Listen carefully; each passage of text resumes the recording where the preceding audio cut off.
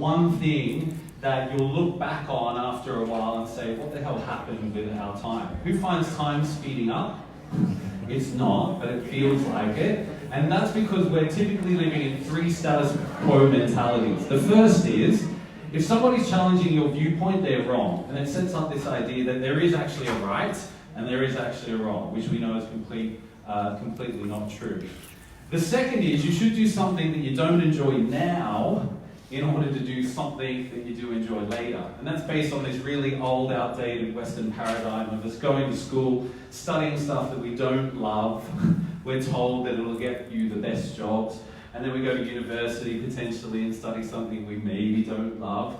I mean, you guys are in the fitness industry, so I'd like to think you like it, but then we slave at something until this mythical time of 65 or 70 when we then retire, and maybe we can take our foot off the pedal and start enjoying life. So, what do we need to do? The third is, if something doesn't conform to what is normal, it's weird and it should be shut down. Now, if you're craving normalcy, you're craving acceptance.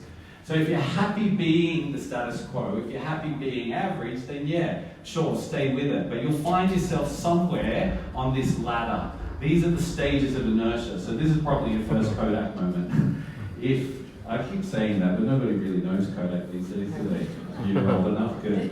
So if you're at the bottom level, you would be considered inanimate. Yeah, and that's the level of unconscious incompetence. So just by the very fact of being here today, you're not at that level. Okay, it requires a little bit of education, a little bit of know-how to try and move up to the next level.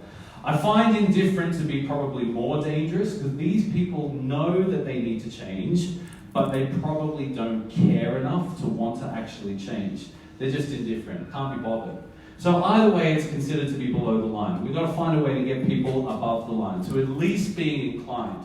You've learned a lot of new information today, you've heard some great stuff. Can you leave the room and at least say, you know what, I want to give these things a go.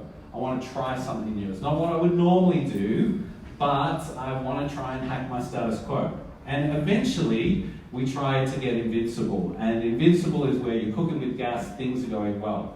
But I would say that if you feel like you're invincible, this could just as easily be a circle and you're probably inanimate.